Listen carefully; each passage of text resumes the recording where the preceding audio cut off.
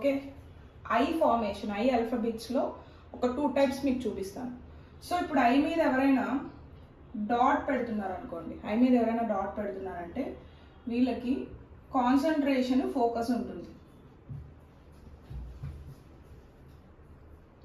Concentration, okay.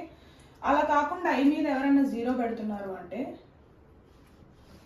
వాళ్ళకి ఎక్కువగా creativity ఉంటుంది. క్రియేటివిటీ అనేది ఉంటుంది. అండ్ అదే కాకుండా వీళ్ళు సెల్ఫ్ లవింగ్ పీపుల్.